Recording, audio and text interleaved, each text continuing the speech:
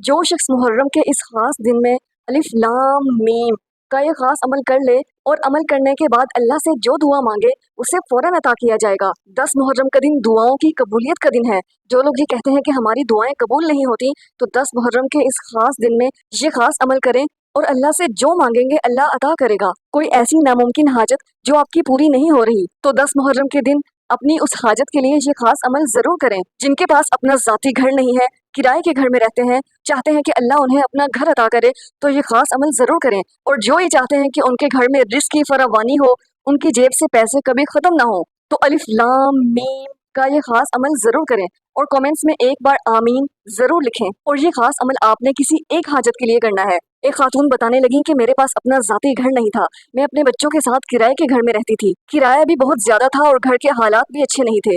मैं लोगों के घरों में काम करती और बड़ी ही मुश्किल से गुजर बसर होता। मेरी जिंदगी में अंधेरा ही अंधेरा था, हर रास्ता बंद नजर आता था। जिंदगी की मुश्किलात से मैं थक चुकी थी। फिर मैंने 10 मुहर्रम के दिन अपने जाती घर की नीयत से अलिफ लाम मीम का ये खास अमल किया। इस अमल को करने के बाद 6 माह नहीं गुजरे थे कि अल्लाह ने मुझे बेहतरीन आलीशान घर अता कर दिया। जब बंदा अल्लाह से यकीन से और सच्चे दिल से मांगे तो खुद ब खुद इंतजाम हो जाते हैं। फिर ये सोचने की जरूरत नहीं पड़ती कि पैसों का इंतजाम कहाँ से होगा, ये काम कैसे होगा, वो काम कैसे होगा। जब अल्लाह अपने बंदों को नवाजता है तो छप्पड़ फाड़ कर देता है और वहां से देता है जहाँ से बंदे का गुमान भी नहीं होता। और ये खास अमल हर कोई कर सकता है। अगर कोई ये कहता है कि मेरे पास तो 2 वक्त का खाना नहीं या मेरे पास अच्छे कपड़े नहीं, तो मैं घर कैसे ले सकता हूँ। याद रहे, अलिफ लाम मीम के अमल में इतनी ताकत है कि इस अमल को करने से तकदीर बदलती है, किस्मत के फैसले होते हैं।